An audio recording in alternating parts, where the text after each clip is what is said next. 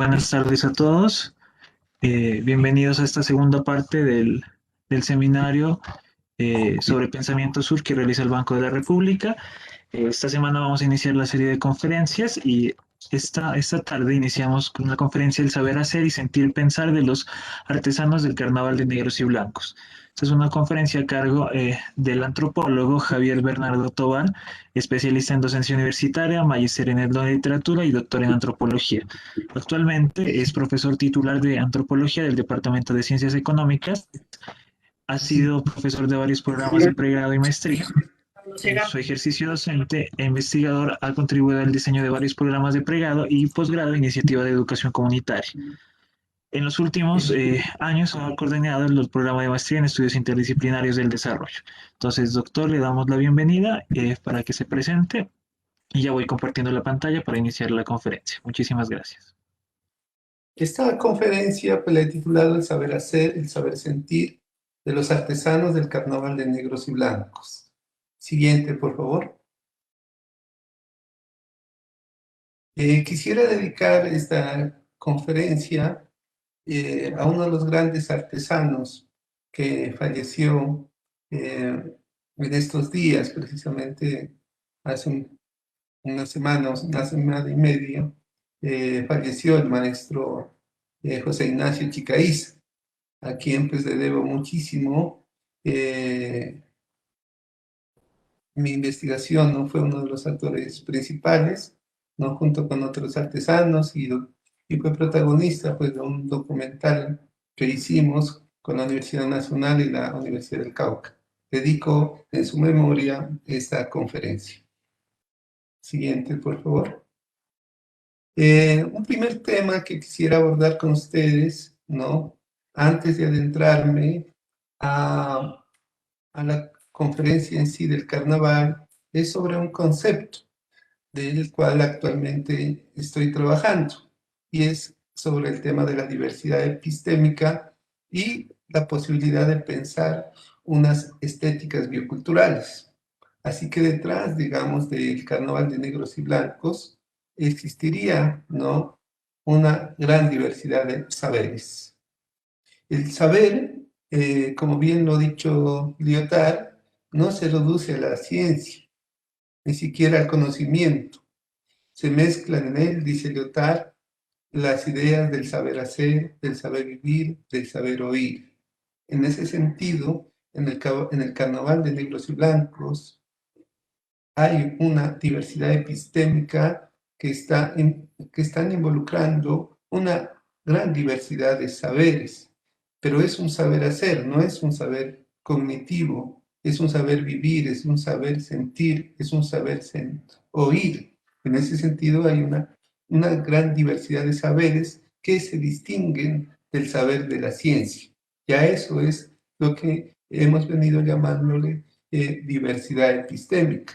Y cuando nos referimos a estéticas bioculturales, estamos hablando de estéticas de la vida, que no necesariamente se quedan en el plano de la representación, sino son estéticas que tienen que ver con formas del habitar, como la vemos aquí, ¿no?, en esta fotografía. Así que esta estética tiene también con formas de vida, formas del habitar, formas del lugar.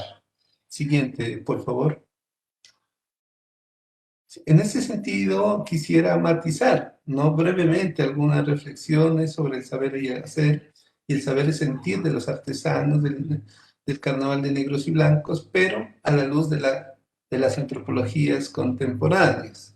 Básicamente, estas son unas reflexiones que actualmente estoy incorporando y que quizás algunas de las que voy a plantear no se encuentran, digamos, plasmadas en las reflexiones, en las publicaciones que he realizado al respecto. Entonces son nuevas, no he dejado de pensar, no he dejado de estar atento, de conversar lo que está pasando con el carnaval de negros y blancos. En ese sentido, voy a tocar unos elementos nuevos que me parece pueden ayudar a comprender y a visibilizar sobre todo ese potencial cognitivo y epistémico, ¿no?, que hay detrás de nuestro carnaval de negros y blancos. Siguiente, por favor. En ese sentido, Latinoamérica Colombia, el sur de Colombia, Nariño, la Amazonía, ¿no? Debemos comprenderla como una zona de diversidad biocultural muy importante. La selva, las montañas, el agua, los lagos, los árboles, ¿no? La fauna, la flora. Eso hace parte de esa diversidad biocultural, de esa diversidad cultural, de esa diversidad social, de esa diversidad lingüística. Mucho se ha hablado de esa diversidad, pero no hemos hablado mucho, ¿no?, de la diversidad epistémica. Así que estamos tratando, ¿no?, de revelar una serie de elementos, de aspectos respecto a la diversidad epistémica. Esa diversidad epistémica no se puede encontrar o desvincular de la diversidad cultural y de la diversidad social.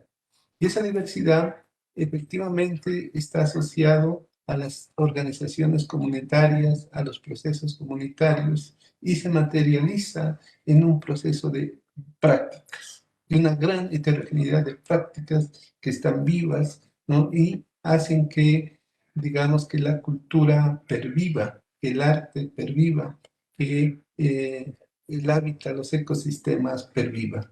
En ese sentido, estamos hablando de procesos que tienen que ver con la autogestión, con la creación y con prácticas activas que tienen que ver con la sujeción y la dessujeción, es decir, que no están exentas de poder, ¿no?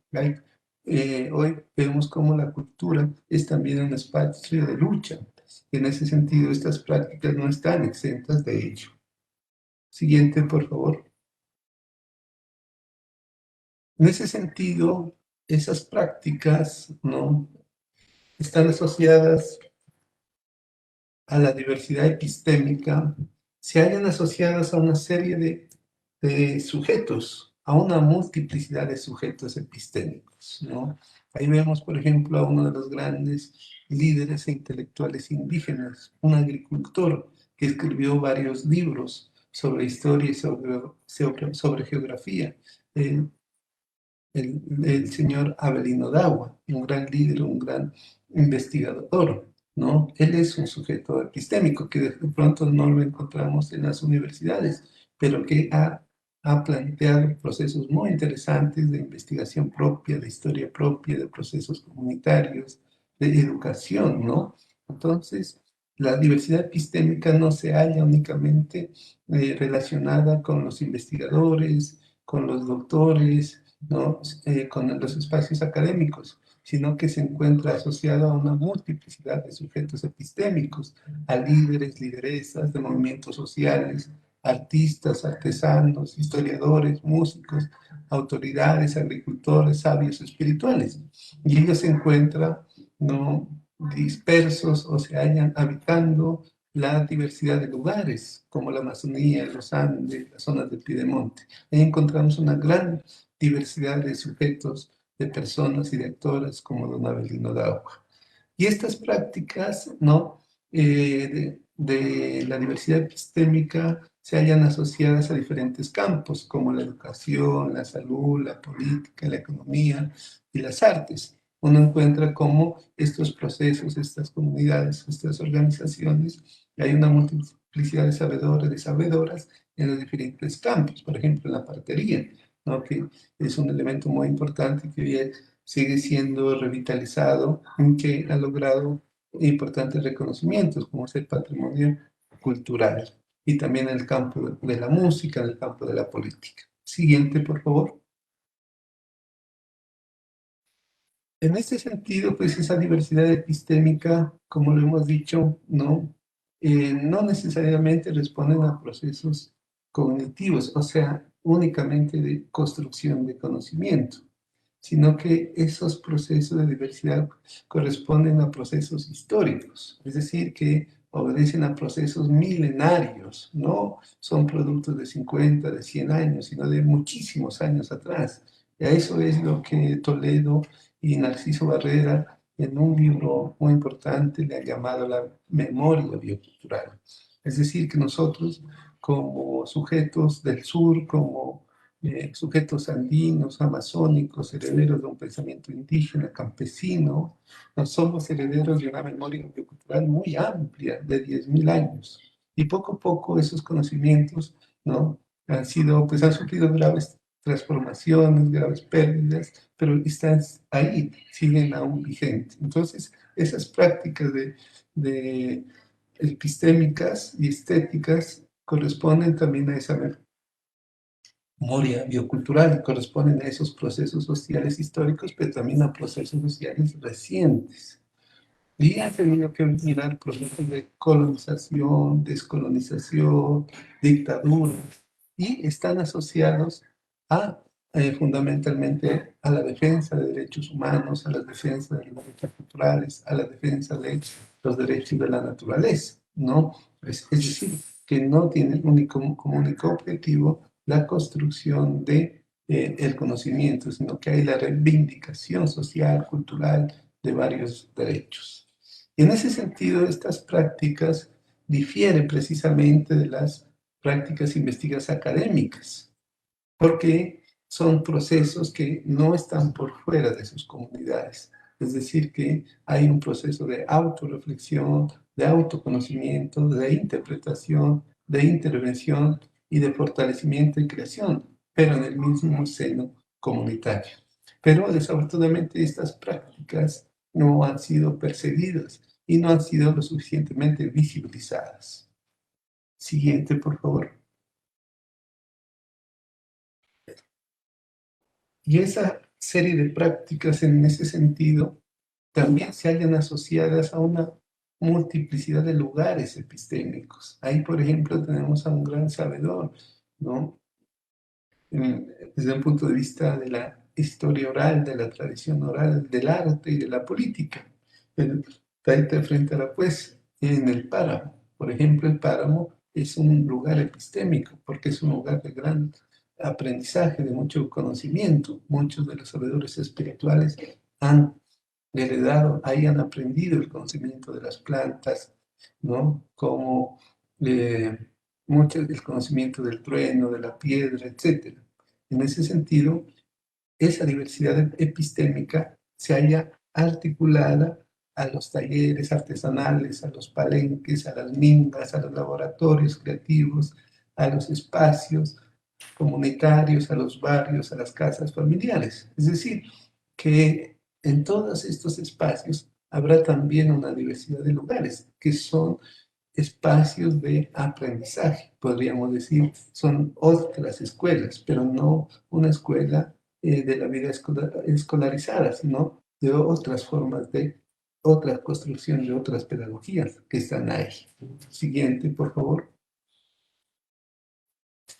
Ahora sí, hecha esta aclaración, me gustaría hablar de esta diversidad epistémica en lo referente al carnaval de negros y blancos. Detrás del carnaval de negros y blancos, después de cuando nosotros, no, yo me hacía una pregunta, y es, ¿quiénes son quiénes son esas personas? ¿Quiénes son esos sujetos, esos hombres y esas mujeres que construyen las carrozas, que construyen las disfraces, que salen a danzar, que nos hacen escuchar la música? ¿Quiénes son esas personas? ¿A qué se dedican? ¿No? Y en mi investigación encontré pues que es una diversidad de actores enorme, ¿no? Que ellos desarrollan una serie de prácticas muy heterogéneas y que viven en lugares muy también disímiles, heterogéneos, y tienen y usan diferentes lenguajes y usan diferentes saberes. Por ejemplo, miren aquí uno de los talleres del maestro Alfonso Zambrano, ¿no? Este es un taller emblemático en la ciudad de Pasto, donde se gestan muchas artes, ¿no? La talla en madera fundamentalmente, pero no únicamente esto. Entonces, digamos, aquí hay un lugar de construcción de conocimiento y ahí se están formando muchas personas con muchos oficios, artesanos, ¿no? Que se están formando en esa escuela que ya pues lleva más de 50, 60 años. Siguiente, por favor. Y esa diversidad epistémica relacionada con el carnaval de negros y blancos, ¿no? Está asociada también, en el caso del carnaval, a diferentes formas de expresión, ¿no? A expresiones verbales, musicales, escriturales, visuales, las cuales circulan de distinta manera. Digo sí, de distinta manera porque no se reduce simplemente a su circulación al libro, al artículo, al paper, como sucede con el conocimiento científico, sino que circulan de distinta manera. En el mismo carnaval miramos cómo esas prácticas, esas expresiones, ya es una forma de su circulación, de publicación, de poner en público. Entonces, los artesanos están en un plano constante de poner en público sus expresiones de distinta manera, no únicamente limitada, digamos, al plano de la escritura alfabética, sino que hay formas múltiples de expresión, ¿no? Y eso es precisamente una de las grandes características, como vamos a ver, del carnaval. Siguiente, por favor. Y es muy interesante aquí, yo en mi libro defiendo la idea de artesanía, ¿no? Por eso hablo de artesanos intelectuales. Cuando yo hablo de artesanos intelectuales en mi libro, no doy un sentido a esa palabra que le dio la modernidad. La modernidad no desvirtuó ese gran legado y ese gran sentido que tenía la palabra de artesano, ¿no? Y el artesano simplemente en la modernidad se redujo a un sentido en el que el sujeto simplemente es un reproductor, ¿no? De réplicas. Pero la noción de artesanía es mucho más compleja. Y eh, fue Richard Sennett, ¿no? Quien resaltó recientemente en un libro llamado El artesano la gran importancia que tiene esta palabra. Y en este sentido, digamos, Sennett nos dice, es posible que el término artesanía sugiera un modo de vida que languideció con el advenimiento de la sociedad industrial. Pero esto es engañoso. Artesanía designa un impulso humano, duradero y básico. El deseo de realizar bien una tarea, sin más. La artesanía abarca una franja mucho más amplia que la correspondiente a la manual especializada. Efectivamente, es aplicable al programador informático, al médico y al artista, al ejercicio de la paternidad, como al cuidado y a la atención de los hijos. Mejora cuando se practica como oficio cualificado, lo mismo que la ciudadanía. Entonces, esta noción de artesanía es muchísimo más amplia de lo que actualmente se entiende, y porque abarca sobre todo un relacionamiento, un cuidado, ¿no? Y involucra diferentes procesos de creación. Entonces, un poeta, un político, ¿no? En el buen sentido de la palabra, ¿no? Se requiere ser el artesano. Entonces, la artesanía es ese cuidado, esa relación, ese compromiso con la materia, con la creación, con el cuidado. Es una relación íntima, digamos, ética con esa materia. El artesano se preocupa de que siempre sus piezas puedan terminar bien, que sean bien acabadas. Y por eso se le habla de la artesanía como ese compromiso que tiene el sujeto artesano con lo que está trabajando. Siguiente, por favor. En ese sentido, estos sujetos, ¿no? Y mujeres, hombres y mujeres son los que hacen el carnaval de negros y blancos. O sea, ellos son artesanos en su mayoría de tiempo completo, toda su vida y la mayoría del tiempo están trabajando, ¿no? En artesanía. Aquí encontramos, por ejemplo, el maestro Sigifredo Narváez, ¿no? Que es uno de los grandes vivo eh, un patrimonio vivo, digamos, del carnaval de negros y blancos. Ya le ha dedicado alrededor de 65 años a trabajar el barro, a hacer carrozas y pues nos deja un legado fundamental que ha logrado transmitir, ¿no? En el carnaval. Acá encontramos también una artesana, ¿no? La hija de doña Trinidad Vallejo, que también está dedicada todo su tiempo doña Livia, al tema de la artesanía. Entonces, su vida cotidiana, digamos, es artesanal, pero en este sentido que me estoy refiriendo, del cuidado, de relación, de creación con la materia. Entonces, podemos entender artesanos en este sentido, ¿no? De compromiso, de relacionamiento, de creación constante de la materia. Siguiente, por favor. Y en el carnaval de negros y blancos, lo que yo fui encontrando, ¿no? Cuando hacía un recorrido por la ciudad de quiénes eran los artesanos, es que estos artesanos tampoco son homogéneos, sino que hay una gran heterogeneidad, una gran variedad. Y por menos yo encontraba que ellos trabajaban en diferentes ámbitos. Uno trabajaban pues en el ámbito que le podemos llamar el trabajo, la poiesis, es decir, hacen, digamos, diferentes tipos de objetos, pero también puede estar trabajando en el virtuosismo, ¿no? Por ejemplo, en la escritura, en la creación, en la danza, en la música. Y también, digamos, hacen uso de la actividad intelectual y de la actividad inmaterial. Por ejemplo, aquí tenemos al profesor, ¿no? Raúl Ordóñez, que es uno de los artesanos pues, que más ha reflexionado sobre el carnaval. Y detrás de ese ejercicio de sus carrozas hay todo un ejercicio intelectual, ¿no? Oral y material. Es un gran investigador del carnaval de negros y blancos, ya ha hecho y ha contribuido con conceptos tan importantes, ¿no? Repensando su labor. En ese sentido, digamos, a la vez que está el tema creativo, está la poiesis, también está la actividad intelectual y material, que a veces no se observa, ¿cierto? Pero también, digamos, otro ámbito muy importante que está asociado al trabajo de los artesanos, ¿no? Y de los gestores culturales, etcétera, es la acción política o praxis política. Ellos están situándose una postura en el mundo. Ellos enuncian, ¿no? Su lectura, su situación, su ubicación frente a lo que está pasando en la realidad.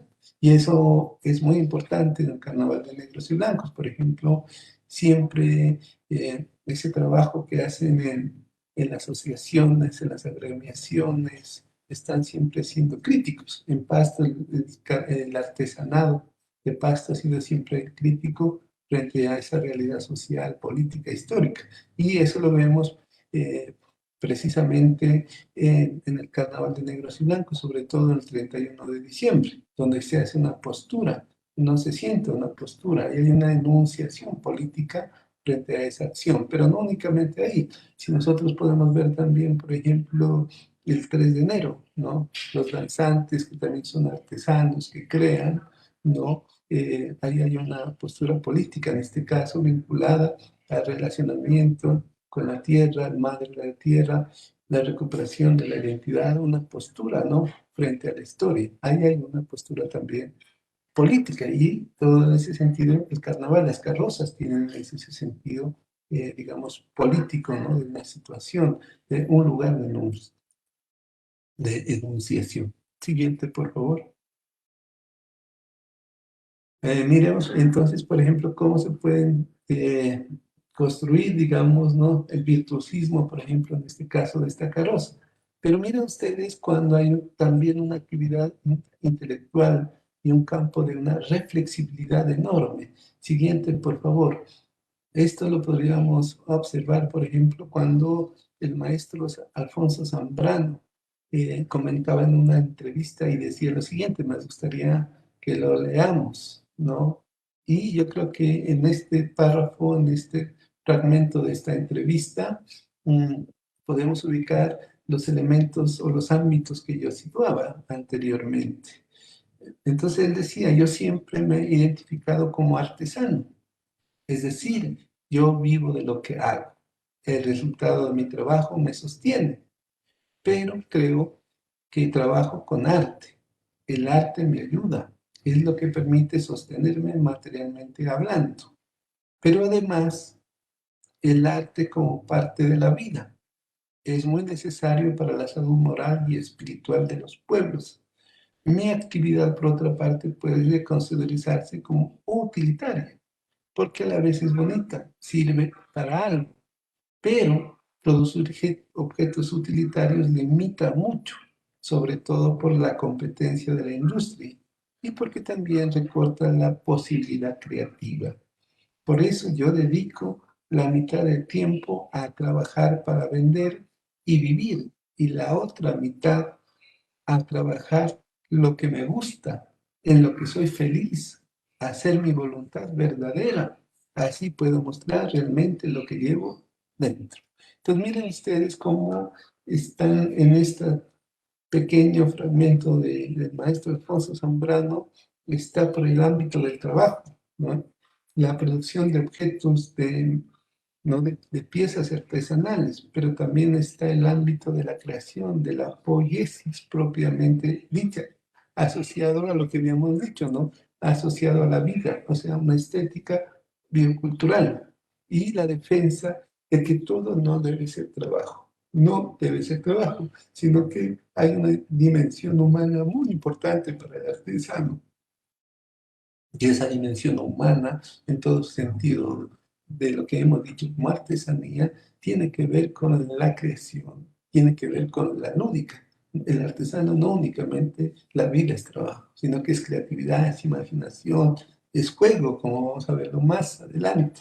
Y es esa posibilidad creativa. Pero al mismo tiempo, aquí hay una noción de buen vivir, de buena, ¿no? De buena vida, de bien vivir, me gustaría más que lo entendamos en ese sentido, en la que está asociada a una idea del bienestar, de la felicidad, ese relacionamiento con la materia, esa lectura con el mundo, esa relación con los diferentes objetos y las diferentes herramientas y la creación de ello tiene que ver entonces con la felicidad, ¿no? Y con un elemento muy importante, ¿no? Y es lo que el maestro dice, mi voluntad verdadera. Aquí soy realmente lo verdadero, soy autónomo, soy soberano, ¿no? Entonces, en este sentido, digamos, aquí hay, no es lo mismo el trabajo en la industria, ¿no? Donde hay procesos de alienación, de explotación. Él está diciendo acá, cuando yo creo, hay una relación de autonomía. Ahí estoy con mi voluntad plena. Entonces, eso es muy importante y ahí está asumiendo una postura, como dijimos, de la práctica, ¿no? La praxis política. Siguiente, por favor. Y en ese sentido, el carnaval de negros y blancos, yo lo entiendo como un ensamble de una heterogeneidad de prácticas, de sentires, de haceres, de saberes, de formas narrativas en el cual no hay separación, no hay separación del saber y el hacer y el sentir y el pensar. Eso es cuando yo me refiero como artesano intelectual, donde no hay separación del saber y el hacer, ¿no? Y lastimosamente en nuestras instituciones educativas, en nuestros colegios han separado el saber y el hacer. Se han enfocado más en la parte cognitiva, a la parte más racional y el hacer se ha dejado, ¿no? De lado, no cumple, digamos, un, una tarea, digamos, no tan importante. Entonces, a nuestros chicos, a nuestros profesionales, los orientamos más al campo del saber cognitivo y dejamos el hacer. Y no olvidemos que nosotros venimos de un legado artesanal, no creativo, milenario, ¿no? El tejido, la talla, todos esos elementos, la danza, ¿no? Si vemos nuestros pueblos campesinos indígenas, pues desde niños les empiezan eso. Pero lastimosamente la parte educativa occidental prima el hacer sobre el hacer. Entonces ahí hay una separación. También pasa que hay una separación del sentir y el pensar. En este caso, ¿no? En el trabajo del carnaval de negros y blancos, todos los artesanos, no hay una separación de ese saber hacer. Es un saber hacer y es un sentir pensar, ¿no? Muchos de los artesanos me decían, y artesanas, que ellos trabajan con el afecto, ¿no? Con la emoción, con el sentimiento. Es decir, que ahí está involucrado todo el cuerpo, no únicamente el campo racional. Siguiente, por favor. En ese sentido, no, el carnaval es una multiplicidad en sí misma, porque existe una heterogeneidad de prácticas, de actores, de actantes y de una multiplicidad de relaciones. Entonces, cuando me refiero de prácticas, ¿no? Me refiero a que hay una cantidad de prácticas artísticas, una práctica, ¿no? De música, de danza, de costura, de barro, de trabajo de relacionamiento con el papel, de actores, pues son muchísimos, mujeres, niños, familias, artesanos de diferente índole, y actantes, ¿no? Que no únicamente está como actante lo humano, sino que hay otros actantes también, humanos y no humanos. Yo me estoy refiriendo aquí a la teoría de la antropología contemporánea, donde un actante no es únicamente lo humano, sino que el actante puede ser también el barro, también puede ser el papel, como un gran actante. Y además no hay únicamente relaciones humanas, sino hay relaciones con la materia. O sea, el relacionamiento que se establece con el barro, con el color, ¿no? Con la madera. Hay una multiplicidad de relaciones. Por eso me refiero como estéticas bioculturales, porque no únicamente hay un relacionamiento con lo humano. En ese sentido, el carnaval de negros y blancos es muy complejo, muy heterogéneo, porque hay una gran heterogeneidad de prácticas, de relaciones y de actantes. Y todos ellos tienen la agencia. Me refiero aquí al concepto de agencia, atendiendo el planteamiento del filósofo y antropólogo Bruno Latour.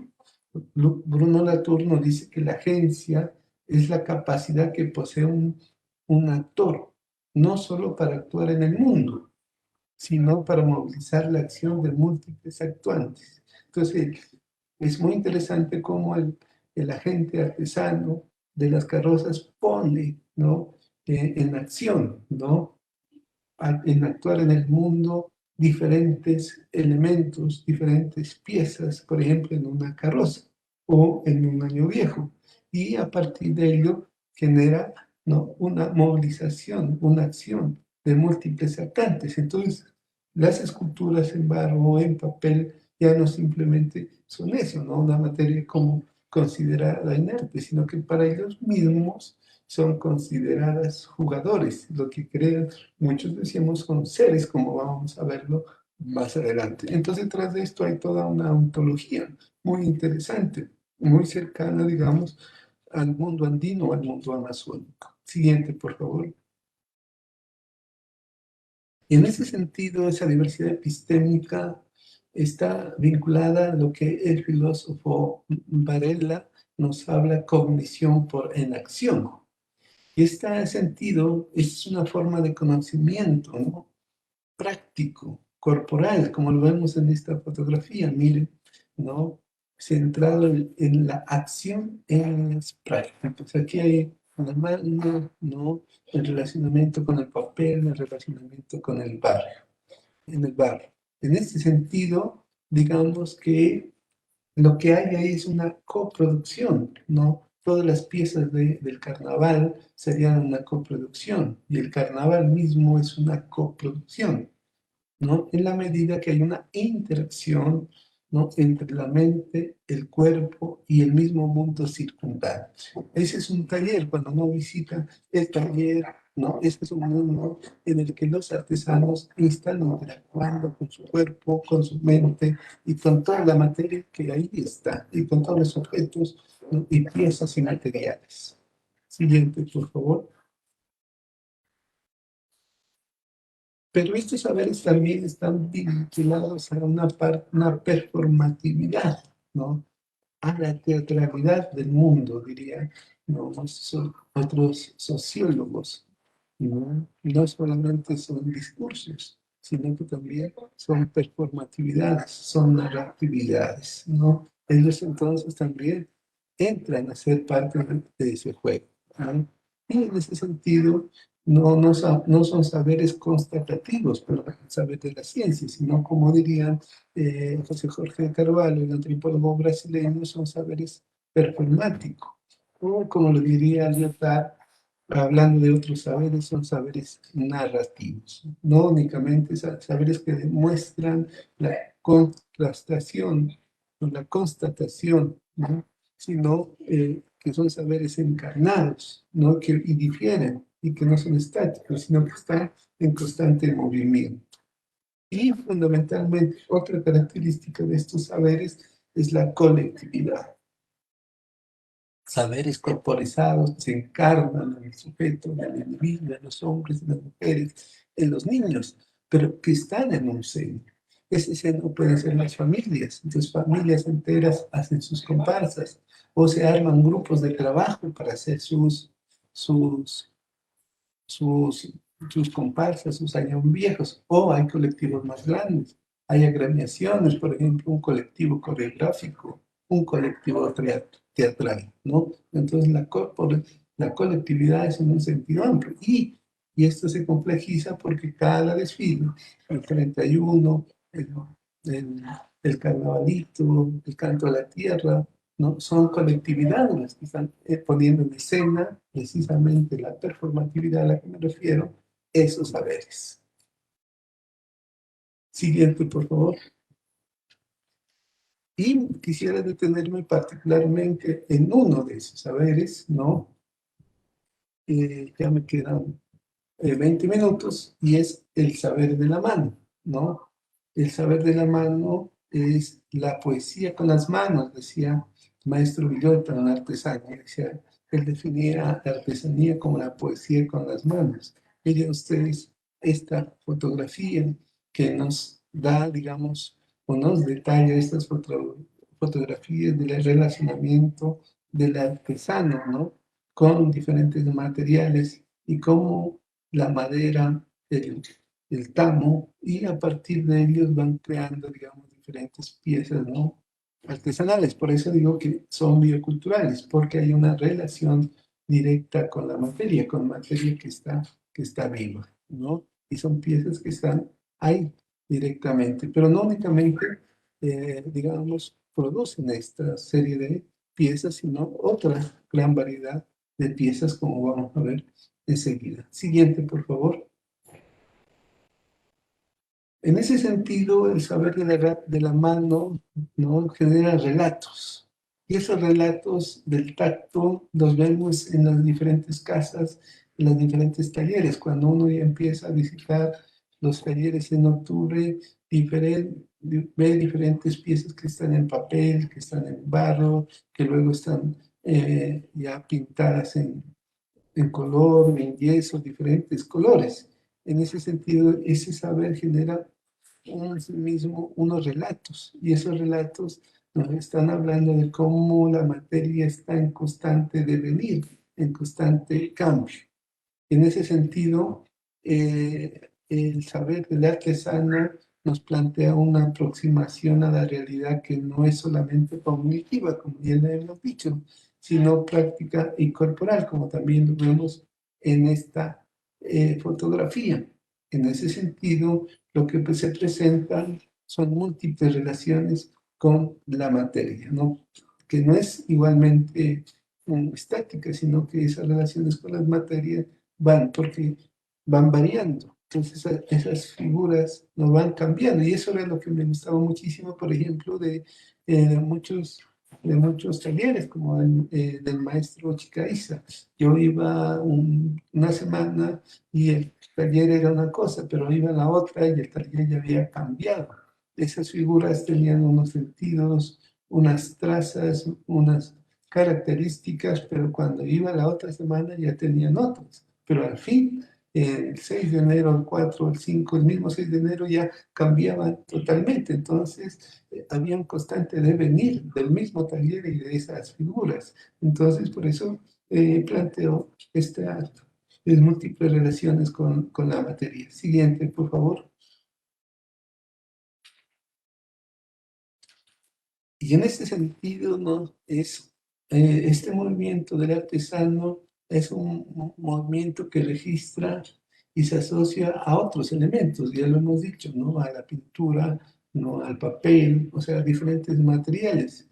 Y en sí mismo la materia ya es una multiplicidad, o sea, la materia adquiere diferentes sentidos. Miren ustedes esta figura en barro que no va a estar ahí, de pronto ¿no? Fue el molde, pero ahí mismo ya quiere, digamos, un sentido. Ella ya es multiplicidad, no es una sola cosa, no es una cosa uniforme, sino que ahí puede ya tener una multiplicidad de sentidos. Incluso, como dirían los sociólogos, ¿no?, contemporáneos, la materia misma puede ser una misma sociedad, o sea que la cosa no es simplemente una cosa, sino que ya es una relación social en sí misma, ¿no?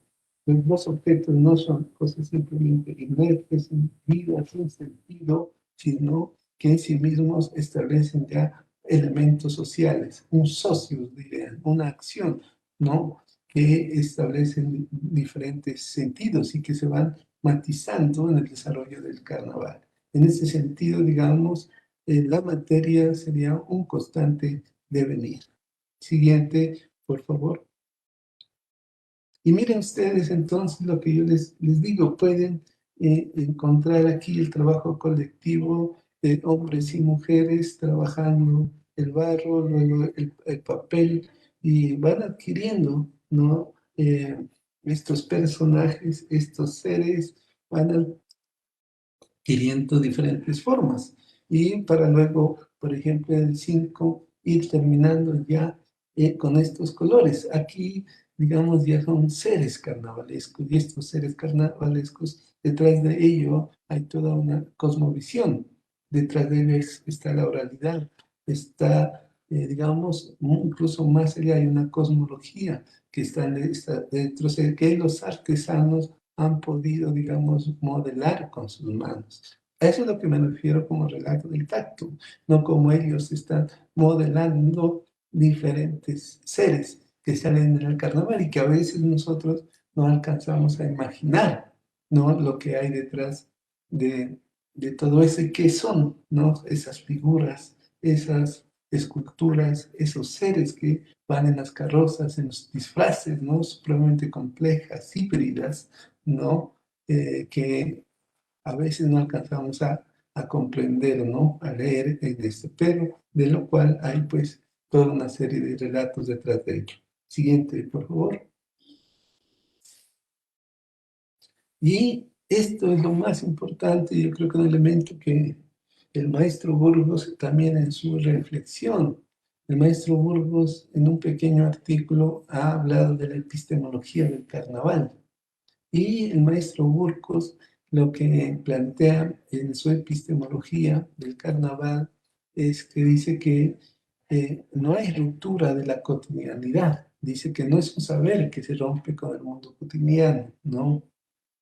Es un hacer de lo mismo, pero que no es lo mismo. O sea, decimos el carnaval es lo mismo siempre, no es siempre lo mismo, ¿no? Siempre es diferente el carnaval. Y dice, es una ruptura de la cotidianidad de hacer lo mismo de lo mismo, o sea, es una ruptura con el trabajo cotidiano, ¿no?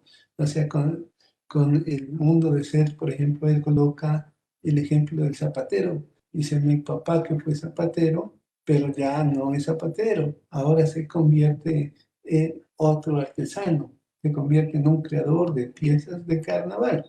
Entonces, él deja, dice, la suela, deja los clavos, para pasar al papel, para pasar al engrudo, para pasar la pintura. Y posteriormente para alzarse a la calle con otra idea, con un disfraz, donde ese yo interior de la formalidad hacerse otro personaje. Entonces él distingue como tres momentos, miren ustedes. Uno, el artesano, digamos, el trabajo que hace eh, zapatos, el zapatero que te sirve para sobrevivir, para comer, para subsistir, los clavos, etcétera. Pero luego viene otro trabajo de creación, rompe con ese mundo y se vuelve, digamos, un creador, un artesano del carnaval. Pero no termina ahí, sino que va más allá. Y él ya se vuelve un actor, un personaje, un actante. Es decir, que él mismo está actuando, ¿no? Él mismo está deviniendo en un personaje. Y es el 6 de enero como él ya sale el personaje. Es como ese ciclo muy interesante como lo plantea, donde hay una articulación muy interesante del mundo cotidiano con el mundo ritual, con el mundo festivo. Siguiente, por favor. Y en ese sentido, todos esos actores lo que van a generar es una red de saberes, ¿no? Pues el carnaval es fruto de esa red de saberes, de esa red de actores, de esa red de agentes que coproducen un acontecimiento enorme, ¿no? Un acontecimiento que interrumpe nuestro mundo cotidiano y nos crean otra realidad. Ya nos plantean ya un mundo muy distinto. Dice, como dice el maestro Ordóñez, nosotros ya no estamos ubicados mirando la televisión, las noticias, sino que estamos en otro mundo. Y es ese mundo el que con otros seres, con otros personajes, adquieren vida. Y es en ese entramado comunitario que establecen los artesanos lo que genera un acontecimiento. No sé si podamos proyectar unos 5 minuticos de Edgar, por favor, del enlace que yo di en el minuto 39. No sé si lo podemos mirar. Listo. Si gusta, dejamos hasta aquí la presentación. Yo hago el intento de mostrar el Adelita, video. Listo. Entonces, minimicémoslo, si se puede. listo. Entonces, espérenme unos 2 minuticos voy a intentar abrir.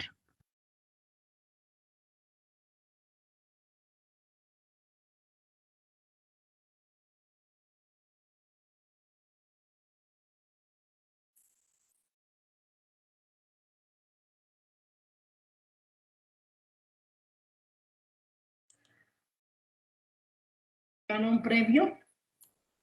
Porque Todos los años.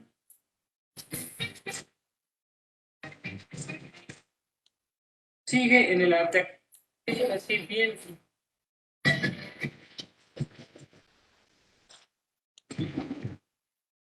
Ven.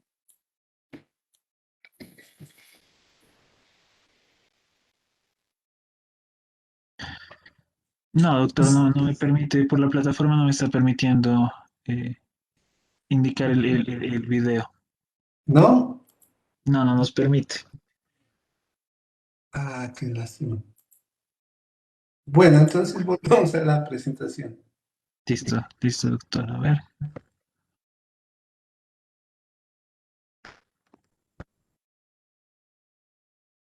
Si de pronto podemos compartir el enlace para los que están presentes que lo puedan Sí, entonces observar. yo comparto el enlace por Facebook para que lo puedan observar.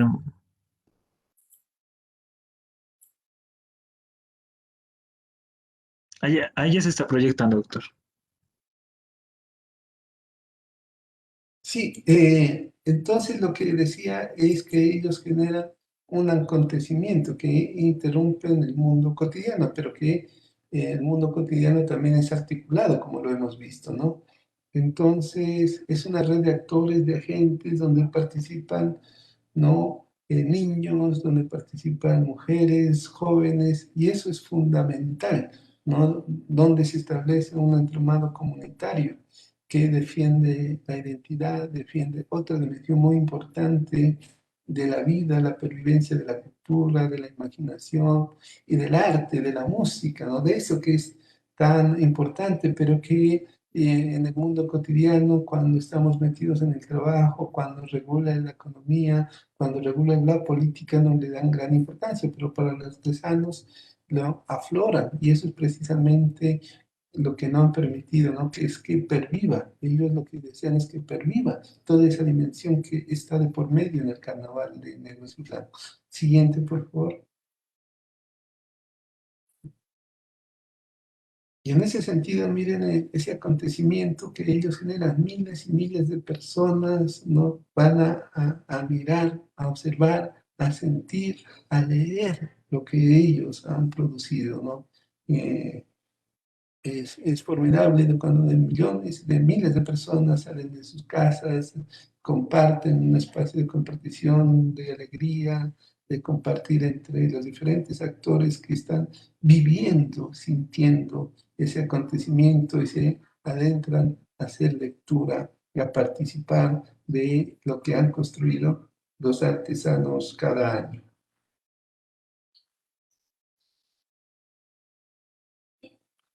Miremos así, miren ustedes cómo se construyen las diferentes plataformas del carnaval, cada rincón de las ciudades habitadas. Y no alcanzo a hablar en este momento de cómo la ciudad se transforma, esa ciudad cotidiana del tráfico, de la prisa, ¿no? Ya es otra cosa, es una ciudad lúdica que quiere otras connotaciones, pero de la cual no alcanzo a hablar. Siguiente, por favor. Y en este sentido, miren ustedes cómo el cuerpo se transforma, el cuerpo deviene otra cosa, ¿no? El cuerpo ya es otro ser, ya no es un cuerpo netamente humano, sino que el cuerpo tiene otros tocados, tiene la pintura y no, el cuerpo ya ha devenido en otra cosa, es un cuerpo humano y no humano al mismo tiempo, ¿no? Y esa es la performance a la que me refiero. Entonces el artesano ha devenido en ese actor, como dicen los artesanos mismos, en ese jugador, pero que ello tiene connotaciones ontológicas muy importantes, porque no es simplemente el sujeto humano, sino que en esa performance tiene características de lo vegetal, de lo animal, ¿no? Del mundo espiritual. Siguiente, por favor. Y en ese sentido, el cuerpo se haya vinculado a un elemento fundamental, que es el territorio. No hablamos de cuerpos desterritorializados, sino de cuerpos que se articulan al territorio. Miren ustedes una alegoría del departamento de Nariño, una alegoría a la tierra, a la cual está, es el cuerpo vinculado, ¿no?, al territorio directamente, ¿no? Entonces ahí se recoge esas matrices, ¿no?, muy importantes territoriales a las cuales el cuerpo del artesano se encuentra directamente vinculado. Siguiente, por favor.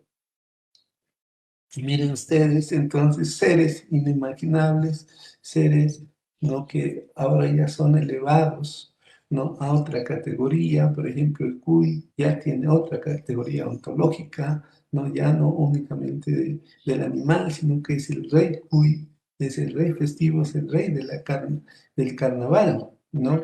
O con elementos sincréticos, ¿no?, híbridos en el mundo espiritual, pero que el carnaval lo encarna. Entonces, son esas figuras, digamos, las que cargan, por ejemplo, en el plano del disfraz. Entonces, el cuerpo deja de ser simplemente un cuerpo y pasa a ser un corpus, ¿no?, que está integrado por diferentes energías, por diferentes materias, por diferentes corporalidades.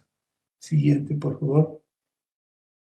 Y mire ustedes también otros, ¿no?, elementos muy complejas, ¿no?, en esos devenires, en esas figuras, en esas territorialidades en las que se vincula el cuerpo. Siguiente, por favor.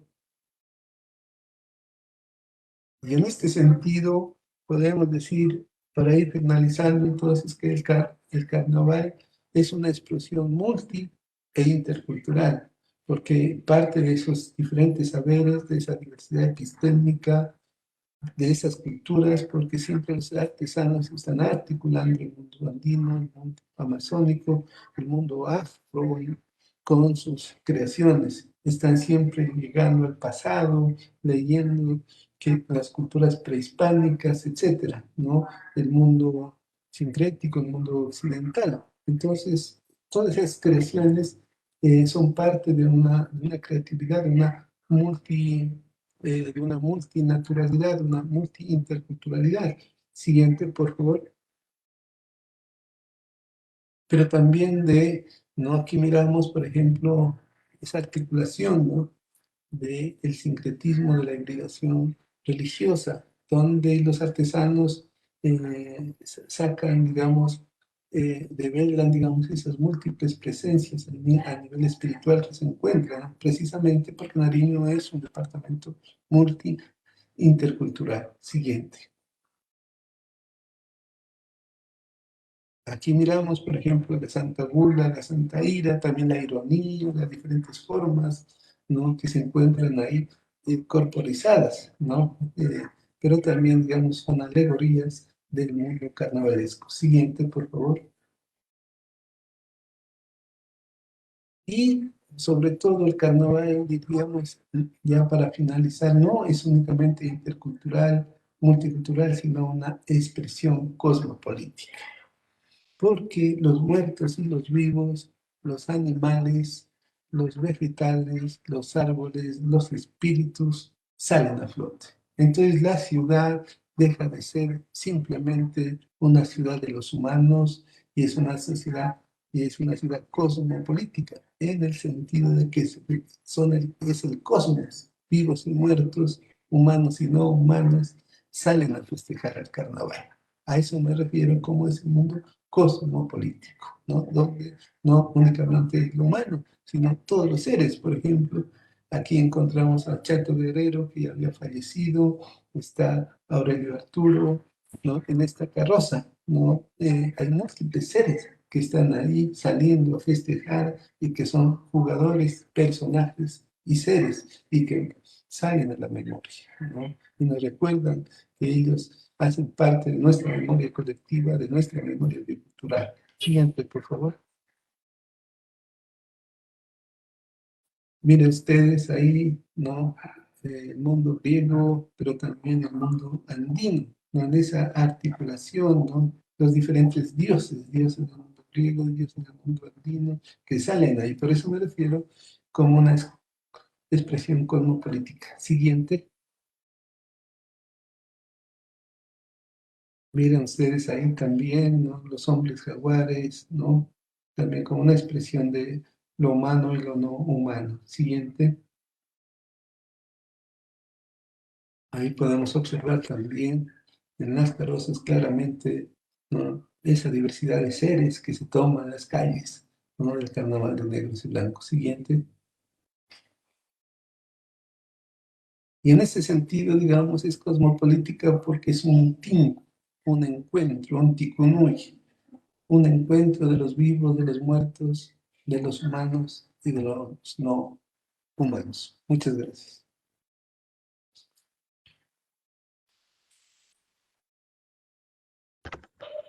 Listo, doctor, muchísimas gracias. Creo que hay algunas preguntas, entonces se las voy a remitir para que las podamos contestar.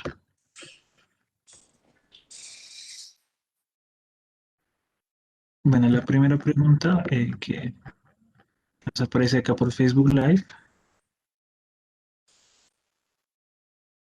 Bueno, el nombre de la persona no lo puedo leer porque es un nickname. Entonces, bueno, la pregunta dice, ¿cuál es la relación de sentidos y significados del cuerpo en el carnaval? Sí, como lo he tratado de desarrollar, eh, esos sentidos son un devenir mismo, ¿no? Un primer sentido del cuerpo está vinculado a la idea del trabajo del artesano. Por ejemplo, cuando el maestro es un zapatero, y ahí hay un sentido del mundo, quizá más vinculado al mundo cotidiano, al mundo del trabajo. Pero esos sentidos del cuerpo adquieren otras connotaciones cuando él deja de ser, ¿no? O transforma, digamos, su ser, su cuerpo, su cotidianidad y pasa a ser creador. Ahí tiene otros sentidos. Pero al mismo tiempo, cuando él es un actor, cuando él es un jugador, ahí podríamos decir, ese cuerpo es otra cosa, es otros sentidos. Entonces, digamos, una cosa podría ser ese cuerpo en el mundo cotidiano, luego ese cuerpo en el mundo de la parte de relacionamiento con la materia, en la parte activa de la creación, y también el cuerpo en el devenir, en el cuerpo en la performancia, en la teatralidad. Pero es un cuerpo que no está, requiere de otros agentes y requiere de otros actantes. Es decir, que es un cuerpo siempre en una interrelación, en una intercorporalidad. Y es en esa intercorporalidad que el cuerpo va adquiriendo diferentes sentidos, diferentes afectaciones.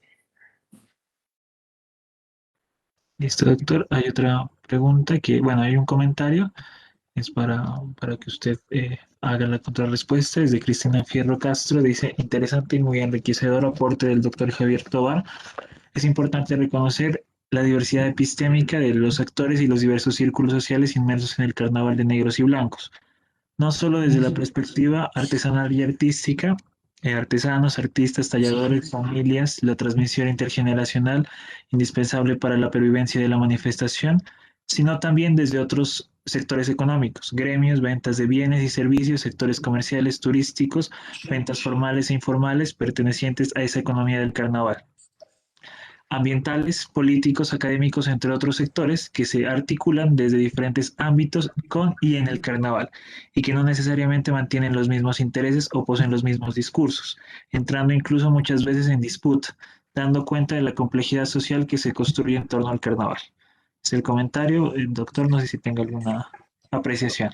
Totalmente. Podría así también remitir a otros artículos, con gusto, que me dedicaba precisamente a hablar de las tensiones del carnaval. El carnaval como un espacio de cultura y como otros territorios es también un territorio en disputa que obedece a diferentes intereses. Por eso hablo de una heterogeneidad de prácticas. Ahora me he referido solamente a la práctica artesanal, pero digamos hoy más que nunca el carnaval es un espacio en tensión y un territorio no como otros en disputa y precisamente totalmente de acuerdo con lo que estáis poniendo. Listo, doctor. Hay otra pregunta de Diana Rosas. ¿Cómo pensar en esta época de pandemia también? El carnaval en tiempos de pandemia, yo creo que estamos en deuda eh, en, en escribir sobre eso, ¿no? Yo creo que el carnaval es parte fundamental de nuestra memoria. El carnaval es parte fundamental de nuestra vida, es parte fundamental de nuestras celebraciones, es parte fundamental de nuestra colectividad, es parte fundamental de nuestra vida social, económica, política. El hecho de que no haya este gran acontecimiento, ¿no? En la pandemia, pues ha significado muchísimo por hablarlo, ¿no? Desde incluso tratando de vincular al, al, a la parte económica, ¿no? Muchos artistas, muchos músicos, ¿no? Fue realmente muy, muy complejo para ellos no hacer carnaval, porque además de ser pues, un elemento económico importante para ellos, es un acontecimiento que ellos han venido construyendo totalmente, ¿no? Todo el tiempo, personas como maestros que han venido construyendo el carnaval durante 40, 50, 30 años, ¿no? Creo que para su vida, este fue, digamos, muy duro, porque significaba, como les digo, relacionamiento con otros seres, con los amigos, con la familia, y no salir al carnaval, no mostrar, digamos, su talento, no dar alegría a la colectividad, a la comunidad, ¿no? Fue realmente muy complejo. Lo que la pandemia mostró, y eso es muy importante evidenciarlo, es la gran importancia que tiene la cultura.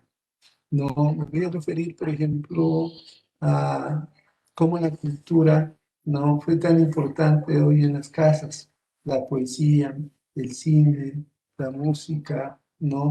Incluso, por ejemplo, cosas como, miré en alguna investigación que estuve haciendo, en algunas aproximaciones, cómo la cocina no fue tan importante, los niños que no podían preparar, por decir algo, empanadas, yo mismo que no podía preparar los tamales, tuve que acudir a llamar a mi madre para mirar cómo se prepara los tamales. Muchos hicieron cursos de bordado, muchos hicieron cursos de madera, de tejido. Entonces yo creo que detrás del carnaval hay una gran escuela y es muy importante seguir fortaleciendo, ¿no? Y más en tiempos de pandemia. Entonces, yo creo que eso se vivió y yo reivindico totalmente esa gran importancia que tiene ese saber hacer.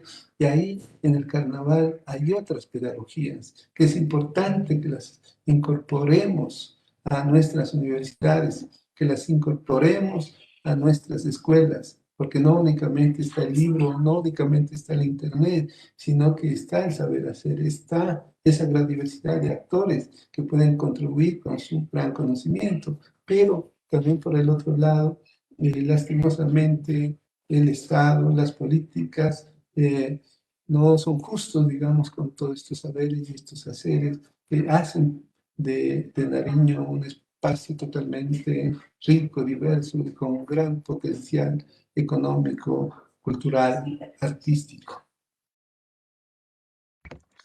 Muchísimas gracias. Hay otra pregunta de Santiago Ramírez. Dice, ¿qué se podrá decir respecto al disfraz?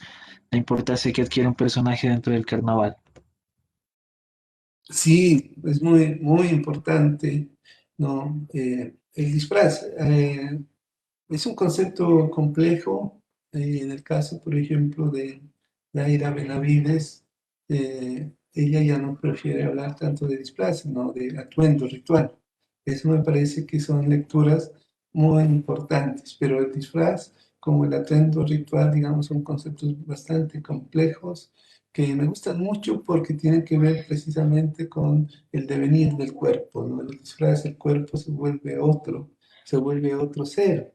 La máscara, el manejo del color, de la pintura, de la corporalidad.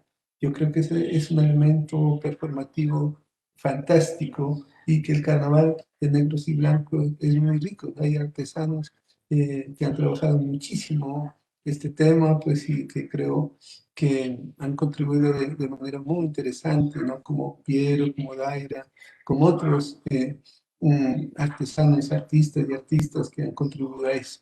Y ellos nos llevan a una reflexión muy interesante del cuerpo, del devenir, de la materialidad, ¿no? Y de esas connotaciones, digamos que le he llamado cosmopolíticas, en el sentido de que nos dejan ver esas otras espiritualidades, esos otros espíritus, esos otros seres tan importantes que a veces, digamos, la vida cotidiana, o sea, la televisión, la misma escuela no los dejan, ¿no? Mirar, pero que están ahí, están en los relatos orales, en la tradición oral. Entonces el disfraz nos lleva y son bien importantes en la medida que nos dejan mirar otras ontologías, ¿no? Esas otras ontologías que no únicamente se quedan en el plano de lo humano.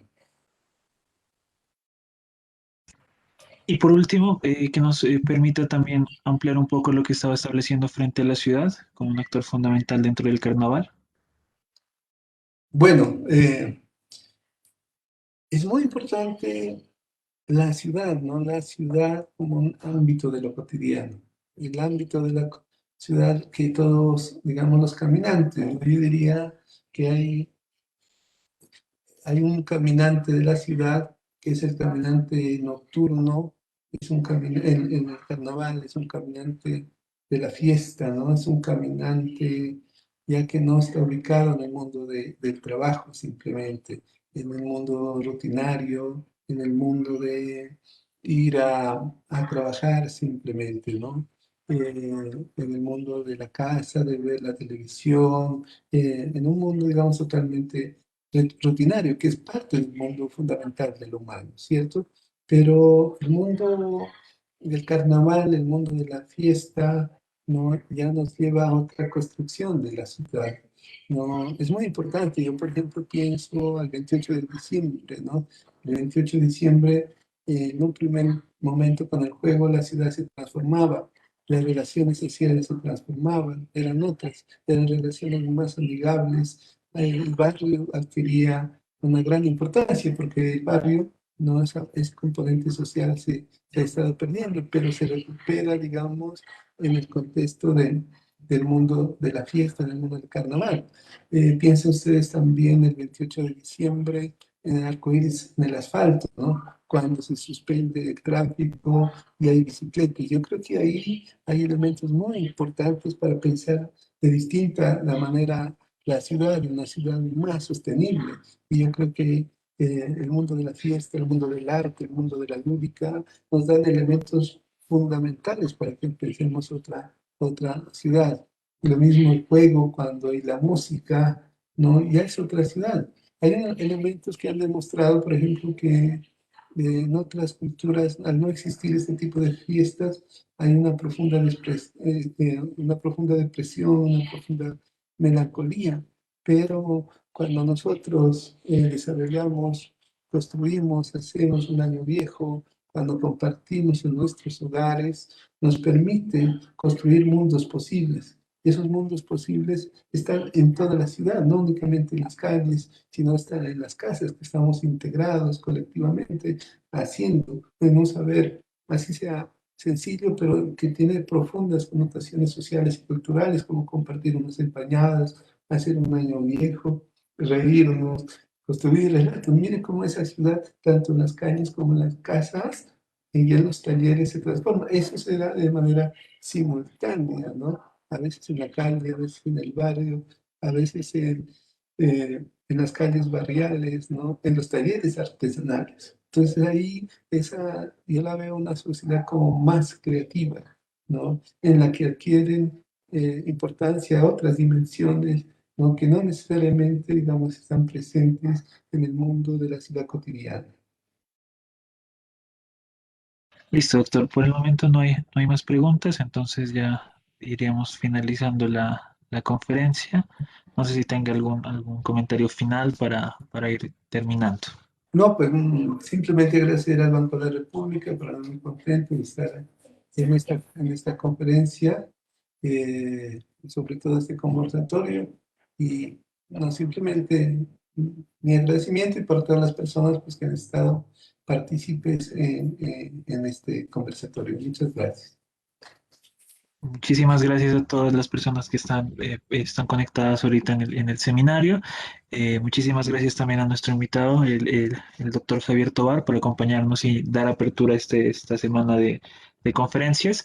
Y pues finalmente los invitamos para la siguiente conferencia el día de mañana, que se titula El pensamiento jurídico crítico frente al sufrimiento histórico de América Latina.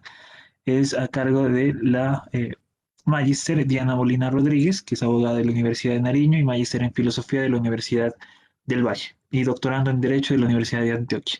Entonces va a ser a las 3 de la tarde por este mismo Facebook Live.